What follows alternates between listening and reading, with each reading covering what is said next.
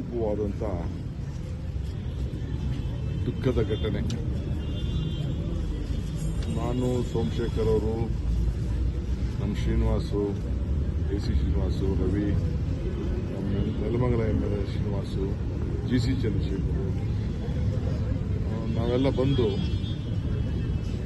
3-4 ದಿನದಿಂದ ಬಂದು ಅವ್ರ ಹತ್ರ ಮಾತಾಡಿ ಜನರಲ್ ವಾರ್ಡ್ಗೆ ಶಿಫ್ಟ್ ಆಗಿದ್ದು, ICU ಇಂದ ಶಿಫ್ಟ್ ಆಗಿದ್ದು.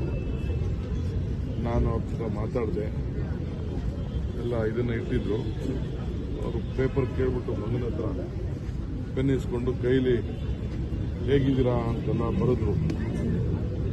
ಬರೆದು ನನ್ನ ಹತ್ರ ಮಾತಾಡಿ, ಆಮೇಲೆ ಕೊನೆಗೆ ನಾನು ರಾಜ್ಯಸಭಾ ವಿಚಾರದಲ್ಲಿ ಯಾವ ರೀತಿ ಮಾಡ್ಬೋದು ಅಂತ ಹೇಳಿ ಕೊನೆಗೆ ಮಗನಿಗೆ ಆಥರೈಸೇಷನ್ ಕೊಟ್ಟು ಅವ್ರ ಕೈಲೇ ಸೈನ್ ಹಾಕಿಸಿ, ಅವ್ರ ಕೈಲೇ ಹೆಬ್ಬೆಟ್ಟನ್ನು ಹಾಕಿಸಿ, ನಮ್ಮ ಪೊನ್ನಣ್ಣವರು, GC ಚಂದ್ರಶೇಖರ್ ಎಲ್ಲ ಸಿಗ್ನೇಚರ್ ಮಾಡಿಕೊಂಡು ಹೋಗಿ ಸಲ್ಲಿಸಿದ್ದು.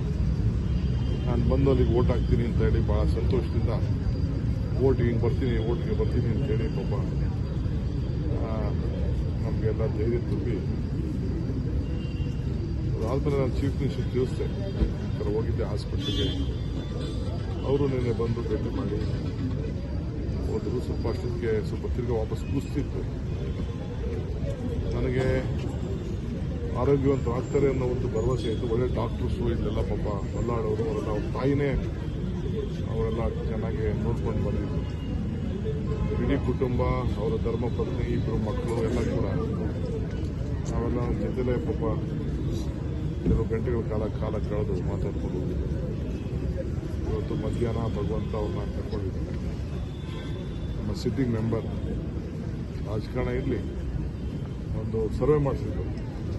ಪಾರ್ಲಿಮೆಂಟ್ಗೆ ಈತನೇ ಬೆಸ್ಟ್ ಕ್ಯಾಂಡಿಡೇಟ್ ಅಂತ ನಮ್ಮ ಸರ್ವೆ ಟೀಮಲ್ಲೂ ಕೂಡ ಅವರು ಹೇಳಿದ್ರು, ನಾನ್ ಕಾಂಟ್ರವರ್ಷಿಯಲ್ ಕ್ಯಾಂಡಿಡೇಟ್ ಪಾರ್ಲಿಮೆಂಟ್ಗೆ ಅಂತ. ಸಿಟ್ಟಿಂಗ್ ಮೆಂಬರ್ ಏನು ಮಾಡೋದು ಅಂತೆಲ್ಲ ನಾವು ಯೋಚನೆ ಮಾಡಿದ್ವಿ. ನೋಡಿದ್ರೆ ಈ ರೀತಿ ಆರೋಗ್ಯ ಸ್ವಲ್ಪ ಏರುಪೇರಾಗಿ ವಿಧಿ ಲೀಲೆ ಒಂದು ದೊಡ್ಡ ರಾಜವಂಶಸ್ಥರು ನಾವೆಲ್ಲ ನೋಡಿದ್ವಿ. ಅನೇಕ ಬಾರಿ ಇವ್ರ ಕುಟುಂಬದವರೆಲ್ಲ ಚುನಾವಣೆಗೆ ಗೆದ್ದುಕೊಂಡು ಬಂದಂತಹ ಇತಿಹಾಸ. ರಾಜ ವೆಂಕಟಪ್ಪ ನಾಯಕು ಯಾರಿಗೂ ಕೂಡ ಮನಸ್ಸು ನೋಯಿಸಲಿಲ್ಲ. ಆ ರೀತಿ ಒಂದು ದೊಡ್ಡ ಶ್ರೇಷ್ಠವಾದಂಥ ಒಂದು ಬಾಳ್ಯಗಾರಿಕೆಯ ವಾಲ್ಮೀಕಿ ಕುಟುಂಬದ ಒಂದು ದೊಡ್ಡ ಕುಟುಂಬ. ಸೊ ಎಲ್ಲರೂ ಕೂಡ ಸರಳತೆಯಿಂದ, ಬಹಳ ಹತ್ತಿರದಿಂದ ನೋಡಿಕೊಂಡು ಮನವನ್ನು ಗೆದ್ದಂಥ ಒಬ್ಬ ವಿಶೇಷವಾದಂಥ ಒಬ್ಬ ವ್ಯಕ್ತಿ, ನಮ್ಮ ಆತ್ಮೀಯ ಸ್ನೇಹಿತ ಕೂಡ. ಸೊ ಇವತ್ತು ನಾವನ್ನ ಕಳ್ಕೊಂಡಿದ್ದೇವೆ. ಅವರ ಮಕ್ಕಳು, ಅವರ ಕುಟುಂಬ ಮತ್ತು ವಿಶೇಷವಾಗಿ ಅವ್ರ ಕ್ಷೇತ್ರ ಮತ್ತು ಆ ಜಿಲ್ಲೆ, ಯಾದಗಿರಿ ಜಿಲ್ಲೆಯಿಂದ ಹಿಡಿದು ಗುಲ್ಬರ್ಗ, ಭಾಳ ಅನ್ಯಾಯಗಳು ರಾಯಚೂರು ಲೋಕಸಭಾ ಕ್ಷೇತ್ರದಲ್ಲಿ ಇವತ್ತೆಲ್ಲರೂ ಕೂಡ ದುಃಖದಿಂದ ಮುಳುಗಿದ್ದಾರೆ. ಕಾಂಗ್ರೆಸ್ ಪಕ್ಷ, ನಾನು ಕೂಡ ಭಾಳ ಅವರಿಗೆ ಧೈರ್ಯ ತುಂಬ ಹೇಳಿದ್ದೆ. ಒಂದು ರೌಂಡ್ ಆಗಲಿ, ನೆಕ್ಸ್ಟ್ ನಿಮಗೂ ಒಂದು ಚಾನ್ಸ್ ಸಿಗ್ತದೆ ಮಂತ್ರಿಮಂಡಲಕ್ಕೆ ಅಂತ ಕೂಡ ನಾನು ಅದಕ್ಕೆ ಭರವಸೆನ ಕೊಟ್ಟಿದ್ದೆ.